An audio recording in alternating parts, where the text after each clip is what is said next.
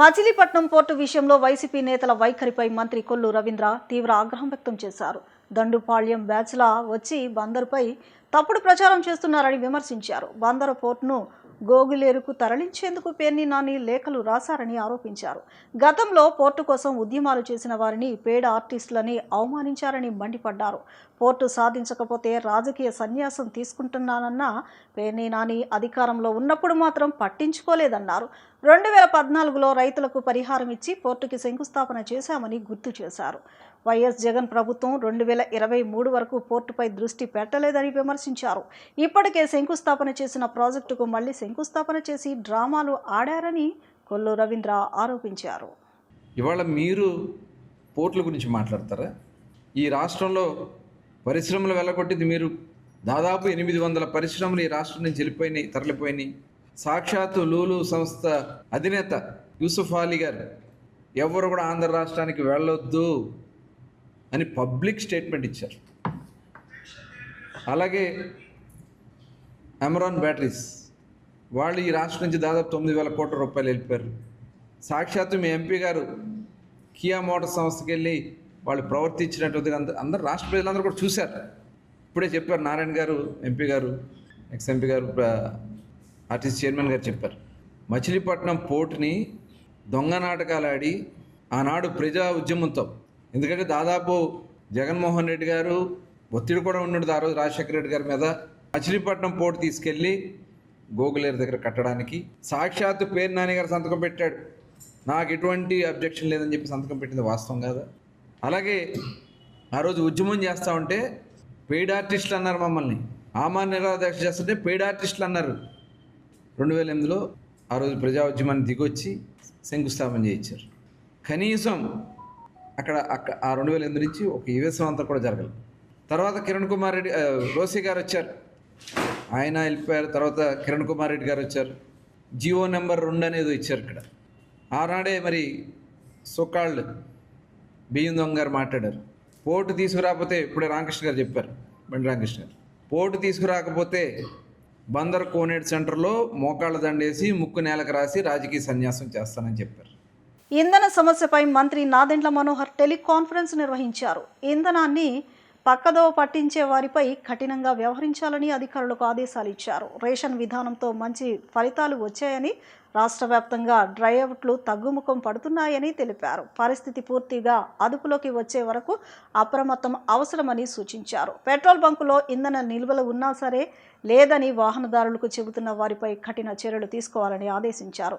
వినియోగదారుల సేవా కేంద్రంలో టోల్ ఫ్రీ నెంబర్ 1967కి వచ్చిన ఫిర్యాదుల్లో అధిక భాగం పెట్రోల్ బంకులు ఇంధనం ఇవ్వడం లేదని వస్తున్నాయని అన్నారు.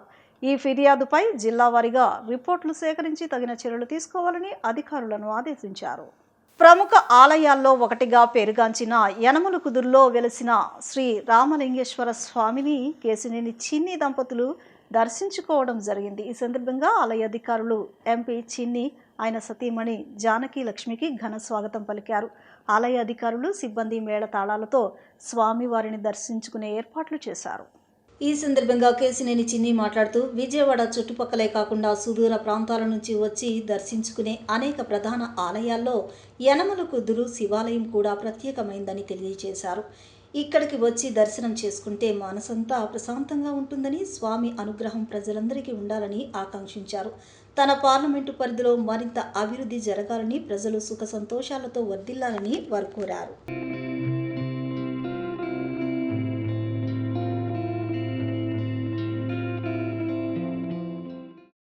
అన్నార్తుల ఆకలి తీర్చడమే నిజమైన సేవ అని నమ్మి జీవితాన్ని అంకితం చేసిన డొక్కా సీతమ్మ సేవలు చిరస్మరణీయమని ఎమ్మెల్యే బొండా ఉమామహేశ్వరరావు కొనియాడారు. తూర్పుగోదావరి జిల్లాలో దశాబ్దాల క్రితమే అతిథి అభాగ్యులకు అన్నం పెట్టిన ఆమె మానవత్వానికి ప్రతీక అని గుర్తు చేశారు. మహనీయురాలు డొక్కా సీతమ్మ 117వ వర్ధంతిని పురస్కరించుకుని పడవలరేవులోని హెచ్సిజి క్యాన్సర్ ఆసుపత్రిలో రోగులకు పండ్లు పంపిణీ జరిగింది. డొక్కా సీతమ్మ చారిటబుల్ ట్రస్ట్ ఆధ్వర్యంలో నిర్వహించిన ఈ కార్యక్రమానికి సెంట్రల్ నియోజకవర్గ శాసనసభ్యులు బోండా ఉమామహేశ్వరరావు ముఖ్య అతిథిగా హాజరయ్యారు. ఆసుపత్రిలోని రోగులను పలకరించి వారి ఆరోగ్య పరిస్థితిని అడిగి తెలుసుకున్న ఆయన ధైర్యంగా ఉండాలని సూచించారు. వైద్య సేవలు అందిస్తున్న సిబ్బందిని ఈ సందర్భంగా అభినందించారు. అనంతరం బోండా ఉమా మాట్లాడుతూ ఆకలి తీర్చడమే నిజమైన సేవ అని నమ్మి జీవితాన్ని అంకితం చేసిన డొక్కా సీతమ్మ సేవలు చిరస్మరణీయమని కొనియాడారు. ఆమె పేరుతో ప్రభుత్వం అమలు చేస్తున్న మధ్యాహ్న భోజనం పథకం ద్వారా లక్షలాది మంది విద్యార్థులకు పోషకాహారం అందుతుందని వివరించారు. తూర్పుగోదావరి జిల్లాలో దశాబ్దాల క్రితమే అతిథి అభాగ్యులకు అన్నం పెట్టిన ఆమె మానవత్వానికి ప్రతీక అని గుర్తు చేశారు. విజయకుమారి నేతృత్వంలోని ట్రస్ట్ ప్రతి వారం వేలాది మందికి అన్నదానం చేయడం అభినందనీయమన్నారు. సమాజంలో ఆకలి లేని స్థితిని కల్పించేందుకు యువత, స్వచ్ఛంద సంస్థలు చురుగ్గా పాల్గొనాలని పిలుపునిచ్చారు. ఈ కార్యక్రమంలో ట్రస్ట్ ప్రతినిధులు విజయకుమారి, సంసాని విజయలక్ష్మి, గుబ్బల జ్యోతిశ్వరి, వై అభిషేక్, దాసరి ప్రశాంతి, వల్లభనేని సతీష్, కమ్మినేని సురేష్ తదితరులు పాల్గొన్నారు. ఈరోజు డొక్కా సీతమ్మ గారి 117వ వర్ధంతి సందర్భంగా రాష్ట్ర ప్రభుత్వం ఆ మహనీయురాలు పేరు మీద ఏదైతే మధ్యాహ్న భోజనం స్కూల్ పిల్లలకి, కాలేజీ పిల్లలకి ఏర్పాటు చేసిందో, అలాగే స్వచ్ఛంద సంస్థలు ఇవాళ విజయకుమారి గారు ఏదైతే డొక్కా సీతమ్మ గారి పేరు మీద ట్రస్ట్ని ఏర్పాటు చేసి కొన్ని వేల మందికి సెంట్రల్ నియోజకవర్గంలో ప్రతి వారం కూడా అన్నదానం చేస్తూ మరి పేదల ఆకలి తీర్చడం అనేది ఆమె మహనీయురాలైనటువంటి డొక్కా సీతమ్మ గారి ఆశయం. ఏ టైం అయినా ఆ రోజుల్లోనే 117 సంవత్సరాల కిందట ఆ రోజుల్లో తూర్పుగోదావరి జిల్లాలో ఏ రోజు ఎవరు వెళ్ళినా ఏ టైం వెళ్ళినా వాళ్ళకి కడుపు నింపి ఇంటి నుంచి పంపించే మహనీయురాలు ఆమెను స్ఫూర్తిగా తీసుకొని ప్రభుత్వం, స్వచ్ఛంద సంస్థలు అందరం కూడా ముందుకెళ్లాల్సిన అవసరం ఉంది. ఈరోజు 117వ వర్ధంతి సందర్భంగా మరి విజయకుమారి గారు, అలాగే మా పార్టీ నాయకులు సతీష్, సురేష్ వీళ్ళందరి ఆధ్వర్యంలో ఇక్కడ హెచ్సిజి క్యాన్సర్ హాస్పిటల్లో పళ్ళు పంపిణీ చేసాం. చాలా సంతోషంగా ఉంది. ఆమె ఆశయాల సాధన కోసం, ఆమె ఆశయాలలో భాగమైనటువంటి పేదల కడుపు నింపే విషయంలో ఈరోజు ఈ trust Dokka Seethamma charitable trust పేరు మీద విజయకుమారి గారు చేస్తున్నటువంటి సేవలు అభినందనీయం. ఇలాంటి కార్యక్రమాలు రాబోయే రోజుల్లో కూడా మరిన్ని చేసి ఆమె ఆశయ సాధనలు అందరూ కూడా భాగస్వాములు అవుతామని తెలియజేస్తారు. రాష్ట్ర పౌర సరఫరాల శాఖ మంత్రి నాదెండ్ల మనోహర్ను పలువురు రాష్ట్ర మంత్రులు పరామర్శించారు. నాదెండ్ల మనోహర్ స్వగృహంలో మంత్రులు బీసీ జనార్దన్ రెడ్డి, అచ్చెన్నాయుడు, అనగాని సత్యప్రసాద్, సత్యకుమార్ యాదవ్ ఆయన్ని కలిసి పరామర్శించారు. ఈ సందర్భంగా మాజీ ముఖ్యమంత్రి నాదెండ్ల భాస్కర్ రావు చిత్రపటానికి మంత్రులు నివాళులర్పించారు. అనంతరం నాదెండ్ల మనోహర్ను ఓదార్చి ధైర్యం చెప్పి వారి కుటుంబ సభ్యులకు ప్రగాఢ సానుభూతిని తెలిపారు. జిల్లాలో పెట్రోల్, డీజిల్ సరఫరా పూర్తిగా సాధారణ స్థితికి చేరుకుందని, ప్రస్తుతం ఎటువంటి కొరత లేదని, ఇంధనం సమృద్ధిగా అందుబాటులో ఉందని జిల్లా కలెక్టర్ లక్ష్మీషా తెలిపారు. వినియోగదారులు ఎటువంటి ఆందోళనకు గురి కావాల్సిన అవసరం లేదని అన్నారు. జిల్లాలో పెట్రోల్, డీజిల్ సరఫరాపై కలెక్టరేట్లో ఏర్పాటు చేసిన కంట్రోల్ రూమ్ నుంచి జిల్లా కలెక్టర్ డాక్టర్ జి లక్ష్మీషా పర్యవేక్షణ నిర్వహించి అధికారులకు పలు సూచనలు చేశారు. అనంతరం నిడమానూరులో హెచ్పిసిఎల్, బీపీసీఎల్, ఐఓసీఎల్ బంకులను, ఎనికేపాడులోని హెచ్పిసిఎల్ బంకును, రామర్పాడులోని ఐఓసీఎల్ బంకుల్లో పెట్రోల్, డీజిల్ నిల్వలు సరఫరాను పరిశీలించారు. ఈ సందర్భంగా జిల్లా కలెక్టర్ మాట్లాడుతూ ఇటీవల వదంతుల కారణంగా పెట్రోల్, డీజిల్ కొరత ఏర్పడుతుందనే అపోహలతో వినియోగదారులు భయాందోళనకు గురై అవసరానికి మించి పెట్రోల్ను కొనుగోలు చేయడంతో కొంత ఇబ్బందికరమైన పరిస్థితులు ఎదురయ్యాయన్నారు.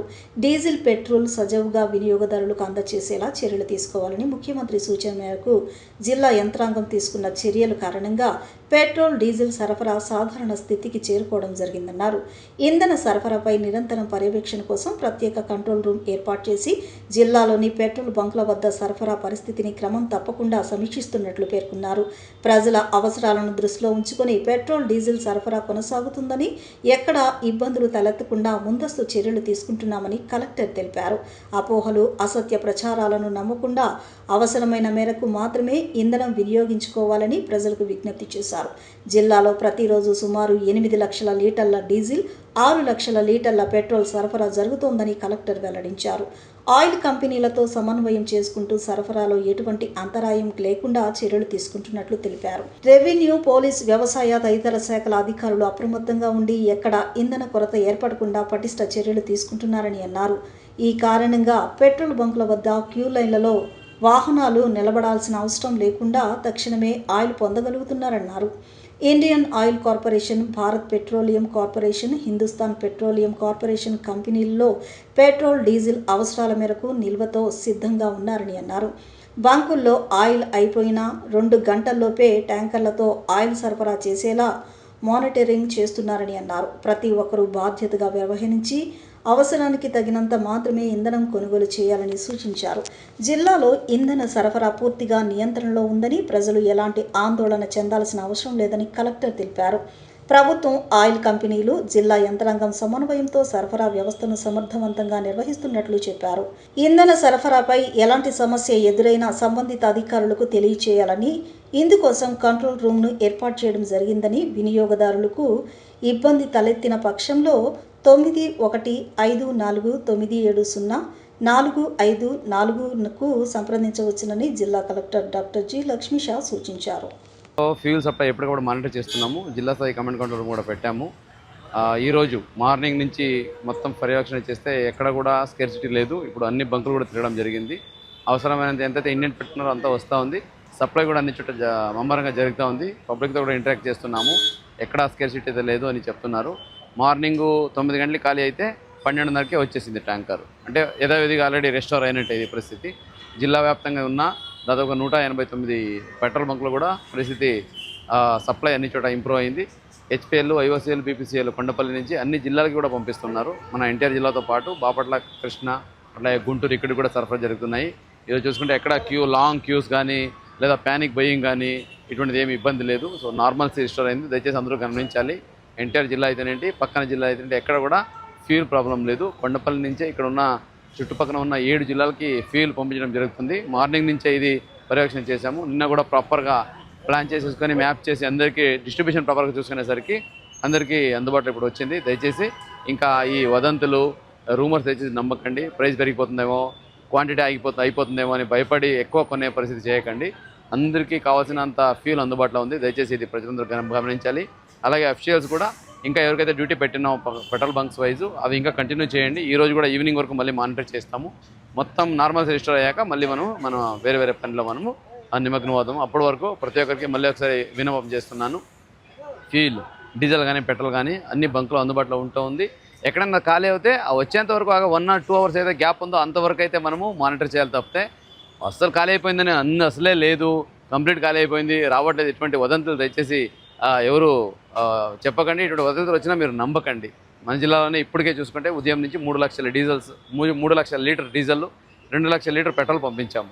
నిన్న చూసుకుంటే 8 లక్షల లీటర్ డీజిల్, అలాగే 6 లక్షల లీటర్ పెట్రోల్ కూడా పంపించి ఉన్నాము. అందుబాటులో ఎంత కావాలన్నా అందుబాటులో ఉంది కాబట్టి ఎవరు ప్యానిక్ అవ్వాల్సిన అవసరం లేదు. అన్ని దగ్గర పెట్రోల్, డీజిల్ అందుబాటులో ఉంది. దయచేసి ఇది ప్రతి ఒక్కరు గమనించి దాన్ని ప్రాపర్గా వాడుకోవాలని కోరుకుంటున్నాను. ప్రజల వద్దకు పాలనను చేర్చి ఎక్కడికక్కడే సమస్యను పరిష్కరించేలా ప్రజా దర్బార్ కార్యక్రమాన్ని నిర్వహిస్తున్నామని మైలవరం ఎమ్మెల్యే వసంత కృష్ణప్రసాద్ తెలిపారు.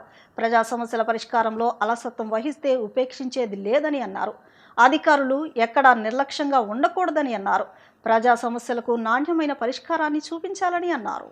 రెడ్డిగూడెంలో మండల పరిషత్ కార్యాలయంలో నిర్వహించిన ప్రజా దర్బార్లో ఎమ్మెల్యే వసంత కృష్ణప్రసాద్ పాల్గొన్నారు. నిర్విరామంగా వినతులను స్వీకరించారు. ప్రజల సమస్యలను ఓపికగా విని వారి సమస్యల పరిష్కారం కోసం ఆదేశించారు. 47 మంది అర్జీలు సమర్పించారు. ఈ సందర్భంగా ఎమ్మెల్యే వసంత కృష్ణప్రసాద్ మాట్లాడుతూ ప్రజా సమస్యల పరిష్కారంలో అలసత్వం వహిస్తే ఉపేక్షించేది లేదన్నారు. అధికారులు ఎక్కడా నిర్లక్ష్యంగా ఉండకూడదన్నారు. ప్రజా సమస్యలకు నాణ్యమైన పరిష్కారాన్ని చూపించాలన్నారు. ఒకవేళ సమస్య పరిష్కారం కాని పక్షంలో ఎందుకు పరిష్కారం కావడం లేదని, దానికి సంబంధించిన విషయాలను కూడా ప్రజలకు తెలియచేయాలన్నారు. ప్రభుత్వ అధికార యంత్రాంగం ఎక్కడికక్కడ బాధ్యతతో పనిచేయాలన్నారు. సమస్యల మూలాలను గుర్తించి శాశ్వత పరిష్కారం దిశగా చర్యలు చేపట్టాలన్నారు. ప్రజా దర్బార్లో పోలీసు, రెవెన్యూ, పంచాయతీరాజ్, విద్యుత్, రహదారుల అభివృద్ధి, వివిధ శాఖలకు సంబంధించిన సమస్యలతో పాటు వ్యక్తిగత సమస్యలపై ప్రజలు అర్జీలు సమర్పించారు. కొన్ని సమస్యలను అధికారులతో మాట్లాడి వెంటనే సమస్యలను పరిష్కరించారు. ఇప్పుడు చిన్న విరామం తీసుకుందాం.